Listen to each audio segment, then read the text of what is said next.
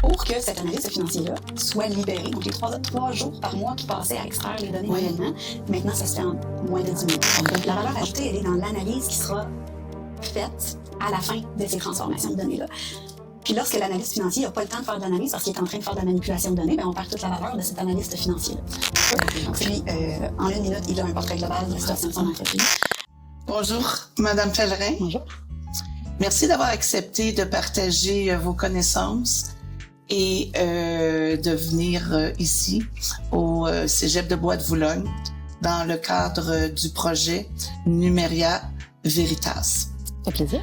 Je suis Diane Boutiette, je suis finissante du programme Stratégie Animation de réseaux sociaux, évidemment du Collège Bois-de-Boulogne. Je sais que vous vous intéressez vivement au programme d'automatisation des données et des valeurs ajoutées. Je sais aussi que d'aller voir sur votre site Internet que vous avez plutôt gagné une 16e place. Je vais lire le championnat du monde de modélisation financière, Model Off 2019. Ouais. Alors, grandes félicitations. Merci beaucoup. On est très fiers de vous, Canadienne, qui a pu se classer pour une 16e place. Alors, je me joins aussi à l'équipe de Numéria Veritas, principalement par les enseignants qui s'occupent de ce projet, qui est Monsieur Yves Langevin et Madame Sonia Dimassi. Eux aussi sont très engagés dans les mêmes domaines que vous faites. Alors, sans tarder de connaître et d'explorer, est-ce que vous êtes capable de nous expliquer qu'est-ce que l'automatisation des données et en utilisant des outils, peut-être pas que tout le monde connaisse aujourd'hui, en particulier Power BI, qui est un outil de Microsoft, je crois. Alors, je vous laisse la parole. Ouais. Merci. Merci. Merci de m'avoir invitée. Je suis très contente d'être là. Je vais répondre à votre question en vous racontant une petite histoire. Moi, j'ai étudié en comptabilité puis en finance à l'Université de Sherbrooke. Puis quand je suis arrivée sur le marché du travail, je me suis rendu compte que le travail d'un analyste financier ou le travail d'un comptable, c'est un travail qui est très répétitif. Souvent, les comptables, ce qu'ils vont faire, c'est qu'ils veulent créer une analyse quelconque à partir de des données. Puis ils produisent la même analyse à tous les mois, à tous les trimestres, à toutes les fins d'année. J'ai pas cette patience-là. Puis je m'en suis rendu compte très vite en arrivant sur le marché du travail. J'ai pas envie de répéter à tous les mois, à toutes les semaines, les mêmes opérations pour prendre la donnée, la cruncher pour arriver à une analyse. J'avais pas la patience, je faisais des erreurs. J'avais pas de plaisir. Puis là, je me suis dit, aïe, aïe, aïe, je peux pas croire que j'ai étudié autant d'années pour arriver à un point où je vais faire quelque chose que j'aime pas. Bien sûr. Puis là, j'ai découvert Excel. Puis Excel m'a permis d'automatiser tout ce processus-là de crunchage de données pour que mes analyses se génèrent automatiquement à tous les mois. Puis là, je me suis mis à aimer mon travail. Parce que pour moi, accomplir cette programmation-là pour automatiser mes tâches, j'avais du fun à faire ça. Puis en plus, je faisais plus d'erreurs parce qu'une fois que c'est bien programmé, mon ordinateur, lui, en fait pas d'erreurs. Il est pas fatigué aujourd'hui. Non, non. Il est pas tanné de faire la même analyse. Lui, il va les cruncher, les données.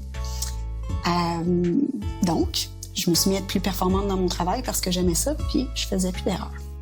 Donc, c'est comme ça que moi, je l'explique, l'automatisation. C'est plutôt qu'il y ait un humain qui fait des tâches récurrentes, des tâches sans valeur ajoutée, de faire une extraction de données, de supprimer des colonnes, supprimer des lignes. Il n'y a pas de valeur ajoutée à faire cette transformation de données-là. Oui, bien sûr. La valeur ajoutée, elle est dans l'analyse qui sera faite à la fin de ces transformations de données-là. Puis lorsque l'analyste financier n'a pas le temps de faire de l'analyse parce qu'il est en train de faire de la manipulation de données, bien, on perd toute la valeur de cet analyste financier-là. Très bien. Donc, c'est comme ça que moi, je définis l'automatisation. Oui. Alors, il y a quand même plusieurs années que vous avez pratiqué, vous rencontrez des clients, Oui. vous le pratiquez. C'est quelque chose quand même qui est assez nouveau, je présume, dans le domaine de la comptabilité.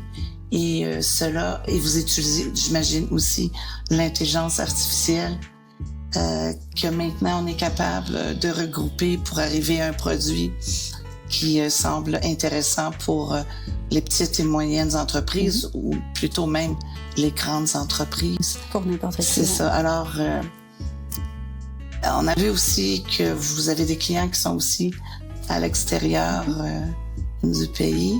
Oui. Alors, comment ça se manifeste là, dans une entreprise? Est-ce qu'à la fin, ils disent « Oh, wow, je viens d'économiser bien de l'argent, bien du temps. » Oui. Puis là, il y a plusieurs facettes dans la question, mais à l'international, autant qu'au Canada, c'est les mêmes problèmes. On retrouve les mêmes contextes, le même type d'analyste financier ou le même type de personnes en entreprise qui perd un temps fou à faire de l'analyse du traitement de données pour arriver à une donnée qui sera analysable. Ça, c'est partout dans le monde. J'en ai en France, j'en ai en fait dans toute la francophonie, Afrique francophone, Belgique, partout. C'est partout pareil. Merci. Puis la deuxième partie de la question, c'était l'intelligence artificielle. Malheureusement, au moment où on se parle, l'intelligence artificielle n'est pas rendue très loin pour nous aider à faire cette transformation de données-là.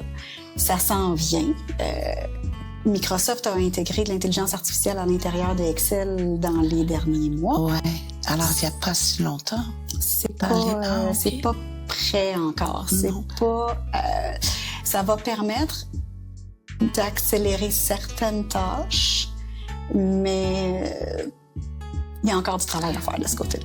Dans cette dimension-là. Oui, exactement. Alors, les clients sont satisfaits, ils sont vraiment heureux d'avoir cette nouveauté parce que pour eux aussi, des entreprises qui sont déjà existantes, d'intégrer ce côté-là que vous dites là, de automatisation qui fait en sorte que, je sais pas, à vous d'expliquer comment ça se fait peut-être un petit peu plus détaillé là, que utiliser ce mot-là, automatisation.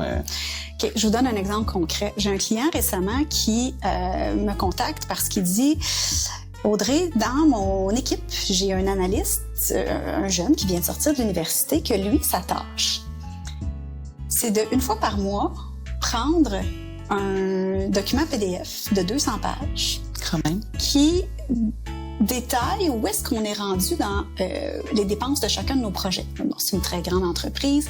Ils ont 200 pages de projets. Je vois que c'est volumineux. C'est volumineux. Puis, cette cliente-là, elle me dit, je peux pas croire qu'il n'y a pas une meilleure façon de faire ça. Parce que là, l'analyste, lui, ce qu'il fait, c'est qu'il prend vraiment son papier, puis là, le projet A, il est rendu à 118 000, puis là, il écrit ça dans l'ordinateur. Puis, il recopie comme ça 200 pages de données. Fait que ce qu'on a fait ensemble, c'est qu'on a construit un programme à l'intérieur d'Excel qui va aller collecter l'information des 200 pages du fichier PDF. Wow. Pour aller l'intégrer à l'intérieur d'une base de données pour que cet analyste financier-là soit libéré. Donc, les 3 jours par mois qui passaient à extraire les données manuellement, maintenant, ça se fait en moins de 10 minutes. Oui. Donc, c'est complètement automatisé. C'est Excel qui va ouvrir le PDF, lire ligne par ligne l'information qu'il y a à l'extérieur, le transformer de façon à présenter l'information correctement. Pour que le comptable puisse en faire l'analyse. Exactement. Donc là, la tâche du comptable devient beaucoup plus pertinente, beaucoup plus à valeur ajoutée, parce que là, son travail, c'est d'analyser. C'est pas juste de recopier des valeurs, c'est de dire, bon, je suis rendu à 115 000 de dépenses dans mon projet, alors que j'avais prévu un budget maximal de 100 000. Oups, il est où mon problème? Puis là, il peut aller creuser, puis il peut aller vraiment poser des questions intelligentes pour expliquer c'est quoi les écarts par rapport au Et budget. ces questions-là peuvent être intégrées, puis c'est Excel ou c'est Power BI? Juste ce mot-là, ou c'est un terme et un logiciel? Ou... Ouais, Power BI, ce que c'est un logiciel fait par Microsoft qui sert à faire des rapports et tableaux de bord. Donc, on le sait que c'est possible de faire des rapports et des tableaux de bord à l'intérieur de Excel. Ouais. Mais c'est pas toujours esthétiquement joli un rapport dans Excel. Excel, c'est vrai. C'est correct, ça fait la job, mais c'est pas nécessairement fait pour ça. Excel, c'est un tableur. Donc, Microsoft est arrivé avec une solution de reporting. Donc, on comme fait un des tableau, rapports. comme une excuse-moi, plus une présentation. Exactement. Qu'avant on faisait différemment sur Word, peut-être. Ou PowerPoint. Ou PowerPoint. Même à l'intérieur d'Excel, on construisait des graphiques. OK. Là, c'est tout intégré à l'intérieur de Power BI. Ah, wow, OK. Mais non seulement on produit des rapports, mais on automatise tout ce qui est fait en arrière-plan de ce rapport-là. Donc, pour produire un rapport, on a besoin de données pour arriver à construire nos graphiques. Disons qu'on fait juste des graphiques. Mais Power BI fait tout ce cheminement-là de la donnée source. Il va transformer les données jusqu'à construire un graphique pour présenter des données. Donc, c'est complètement intégré à l'intérieur de Power BI. Power BI permet la mise à jour automatique de ces données-là. Par exemple, on le programme à toutes les nuits. Power BI va retourner à l'intérieur du logiciel source pour aller chercher des données fraîches, refait les analyses, pousse un graphique mis à jour. Puis on peut accéder à ces rapports-là sur le web, sur nos téléphones, dans des applications. Donc, c'est très axé sur l'expérience utilisateur finale de ce rapport. Et est-ce que il y a une complexité à l'effet que c'est difficile pour les utilisateurs d'aller chercher les données? Je pense à des directeurs ou des propriétaires d'entreprises qui ont peut-être pas toutes les connaissances, ils engagent des analystes et ainsi de suite, mais ils disent, hey, si ça semble si simple, je pourrais moi-même tout de suite aller voir, OK, où je suis rendu. Alors, avec Power BI, ce serait possible. C'est ça l'objectif. L'objectif, c'est qu'un président d'entreprise qui a juste 1 minute à consacrer à l'analyse de ses données, il puisse ouvrir son téléphone, consulter les tableaux de bord qui ont été construits pour lui par son équipe, bien sûr. Puis, en 1 minute, il a un portrait global de la situation de son entreprise. Encore faut-il que les rapports soient bien montés, qu'ils répondent aux besoins du client, mais ça fait partie d'un projet là, d'intelligence d'affaires qu'on appelle. Intelligence d'affaires. Ouais. Alors, est-ce qu'on peut dire que vous êtes précurseur de ce... je sais pas comment dire ça, là, de ce contexte-là, de prendre, d'automatiser, parce que on sait qu'il n'y a pas nécessairement de cours de formation qui se donnent. Alors, vous l'avez comme... C'est ça, vous disiez au tout début, vous l'avez imaginé parce que vous vouliez que ce soit plus agréable pour vous là, de faire la comptabilité. Puis effectivement, ça doit ajouter nécessairement du plaisir de dire « Wow, mon Dieu, ça se fait tellement vite. Ouais. » Puis on a les réponses. Puis je présume que vous êtes capable de poser plusieurs différentes questions pour avoir différents rapports, que ce soit peut-être pour les ressources humaines. Aussi, les feuilles de paye. Ouais, ça, c'est quelque chose qui a évolué beaucoup depuis le début de ma carrière. Au début, c'était très axé sur la finance. Quand on analysait de la donnée, c'était des dollars qu'on analysait. Plus le temps avance, plus justement on voit cette analyse de données-là dans plusieurs types de secteurs. Donc, vous en avez parlé, les ressources humaines. J'ai beaucoup de clients ces temps-ci qui veulent des rapports de ressources humaines. Ils veulent analyser le taux de roulement de leurs employés. Ils veulent analyser la productivité des employés. Ils veulent analyser la diversité à l'intérieur de leurs employés. Ont-ils plus de femmes, plus d'hommes? Pourquoi? Donc ça, c'est tout des analyses qui émergent tranquillement à l'intérieur de ce domaine-là d'intelligence d'affaires. Puis là, on a parlé des ressources humaines, mais on peut parler aussi de l'analyse de production. Si, par exemple, on a une PME manufacturière, Mais la PME manufacturière, c'est très important pour elle de savoir quels sont ses... à quels endroits ils sont productifs, à quels endroits ils sont pas productifs. Oui, ils ont besoin de rendement. J'en ai pas. Exactement.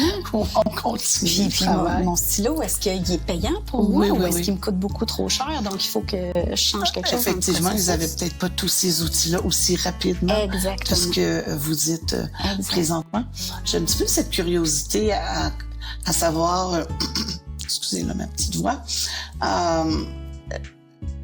Est-ce qu'il y a d'autres? Comment vous en parlez dans les autres dans votre pratique, là, si je peux dire, dans votre association, puisque c'est vous qui avez quand même parti un peu le bal de dire hey, comment on peut faire pour automatiser? Est-ce qu'il y a d'autres qui vous suivent dans votre profession? Bien, on est de plus en plus. Je ne suis plus toute seule à faire ça. Je l'ai probablement jamais été, mais maintenant, il y a des spécialistes en intelligence d'affaires dans la majorité des organisations. Donc, moi, ce que j'ai fait, c'est que j'ai essayé de répandre la bonne nouvelle le plus possible parce que je fais de la consultation, j'implante ce genre de solutions d'automatisation-là chez mes clients. J'ai une compagnie de formation qui apprend à différentes personnes comment, justement, automatiser ces tâches-là. Donc, moi, je répands la bonne nouvelle autant que possible. Moi, j'ai du fun à faire ça. Puis, je veux, justement, qu'il y ait de plus de gens possibles qui peuvent en profiter. Puis, je vois que, tranquillement, ça fait des petits.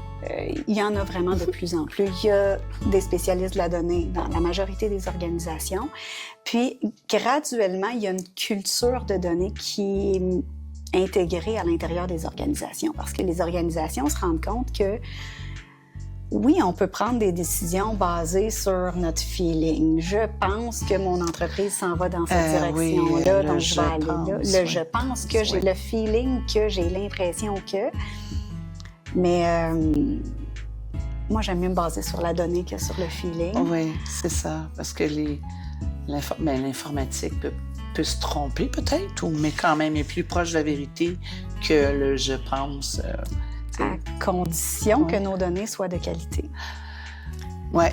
Parce que si j'ai un système informatique ou si j'ai des bases de données qui contiennent des données boiteuses ou des données manquantes ou des données complètement erronées, là, je développe plein de processus automatisés basés sur des données boiteuses. Je vais prendre des décisions boiteuses. Donc là, ça doit être intégré à l'intérieur d'une culture de données de l'entreprise. Chaque employé de l'entreprise doit être conscientisé à l'importance de la donnée. Puis qu'est-ce qu'on va faire plus tard avec cette donnée-là? Si l'exemple que je prends le plus souvent, c'est une personne qui travaille au compte à payer dans une entreprise. Elle, sa job, c'est qu'elle reçoit une facture. Puis là, je dis elle, la personne. Elle reçoit une facture. C'est ça, elle, la personne. C'est ça, exactement. Elle reçoit la facture, elle rentre l'information dans le système, puis elle passe à la prochaine facture, puis elle rentre l'information dans le système. De façon générale, dans notre système, on va avoir des champs obligatoires, des champs facultatifs. Puis il y a une raison pourquoi certains champs sont obligatoires, puis il y a pourquoi certains champs sont facultatifs. Puis il y a une structure à respecter dans la façon dont on entre l'information. Puis si cette personne-là ne connaît pas la raison des champs obligatoires puis la structure à respecter, bien, elle peut rentrer n'importe quoi parce qu'elle ne sait pas. C'est pas parce qu'elle veut mal faire. Elle ne sait pas c'est quoi l'impact de cette donnée-là plus tard dans le processus. Plus tard dans le processus, Donc là, c'est aux dirigeants d'entreprise de revenir vers les employés pour leur dire « Attends un petit peu, j'ai vraiment besoin de ce champ-là puis qu'il soit écrit correctement parce que moi, plus tard, je prends une décision capitale sur cette donnée-là. » Donc ça fait partie de la culture de données dans l'entreprise. Il faut que tout le monde soit conscientisé à l'impact de ces données. À l'impact de ça. Sans que je veux revenir nécessairement, on en a jasé un petit peu, mais peut-être pour terminer cette entrevue, de connaître votre opinion. Parce que là, ce que j'entends, c'est que vous avez déjà plusieurs années derrière vous à faire cette automatisation là, de données. dans le, je dirais peut-être pas dans le marché maintenant, mais peut-être aussi, on sait qu'au Québec, tu sais, on est riche en petites et moyennes entreprises. Oui, il y a des grosses entreprises qui sont basées ici. Selon vous, quelles seraient les décisions qui pourraient être prises au niveau de l'éducation et de la formation? Parce que ce que j'entends, c'est que ça serait vraiment important et ça l'aiderait beaucoup nos petites entreprises et les plus grandes aussi à prendre de meilleures décisions, soit financières ou autres. Ouais. Alors, qu'est-ce que vous en pensez? Bon, c'est une très bonne question. Oui, je pense que vous l'aimez celle-là. Je l'aime celle-là. Oui. Ça fait déjà quelques années que j'ai terminé mes études. À l'époque, j'ai eu un cours où j'ai appris à utiliser Excel. OK. Puis, c'est une fois arrivée sur le marché du travail que j'ai appris sur le tas. Depuis, je l'ai dit tantôt, je veux propager la bonne nouvelle, je veux contaminer le plus de personnes possible avec tout ça. Ce que j'ai fait dans mon cheminement, c'est que j'ai approché à plusieurs reprises des institutions d'enseignement pour voir vraiment? Est-ce qu'il y a de l'ouverture à donner un cours spécialisé dans Excel, spécifiquement aux comptables, parce que moi, je suis comptable, je côtoie des comptables au quotidien. Ces comptables-là passent leur vie dans Excel, passent 40 heures par semaine dans un fichier Excel, puis 80% de ces comptables-là ne savent pas utiliser Excel. Ou ils l'utilisent à 5%. C'est paradoxal. C'est vraiment pas joli, là. C'est vraiment pas joli. Donc, moi, ce que je vois, c'est qu'il y a une lacune importante dans la façon dont on éduque nos comptables. Très bien. Je pense qu'ils ont une très bonne éducation en comptabilité, ils ont une très bonne éducation en finance, c'est super, mais il leur manque un petit morceau du casse-tête. C'est d'aller au-delà de les connaissances. Oui, parce que c'est le fun d'apprendre les débits crédits en comptabilité, mais au final, ça évolue aussi énormément. Exact. Mais à l'époque, il n'y avait pas d'ouverture dans les établissements d'enseignement pour faire ce genre de programme-là ou de cours-là. Ouais. Donc, on s'est buté à plusieurs portes fermées. Ce qui est bien correct. Donc, moi, j'ai pris une autre tangente. Si les établissements d'enseignement ne veulent pas aller dans cette direction-là, c'est correct, mais moi, je vais quand même former ma population de comptables pour qu'ils deviennent meilleurs, plus efficaces, fassent moins d'erreurs à l'intérieur de Excel. Puis c'est comme ça qu'on a lancé. En fait, j'ai racheté en 2022 avec une collègue une compagnie de formation spécialisée dans Excel pour les comptables.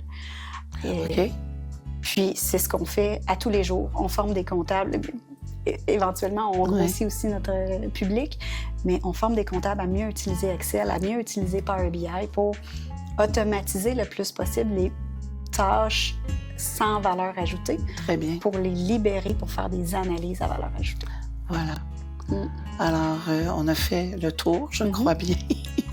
Et c'est intéressant parce que ça donne de la belle ouverture pour les comptables et les entreprises, que ça va leur aider beaucoup.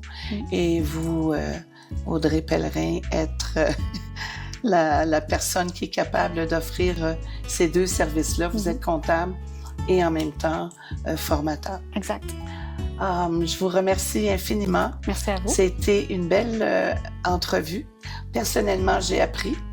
Alors, c'est toujours ça l'important. Ouais. Et puis, je crois que mes collègues aussi, ou les enseignants, vous remercient énormément de l'avoir partagé avec nous aujourd'hui. Alors, bonne continuité. Merci. Et au plaisir de peut-être faire une deuxième entrevue plus détaillée à ce moment-là, parce que le projet Numéria Veritas s'y intéresse aussi. Merci beaucoup. Merci de m'avoir invité. Merci.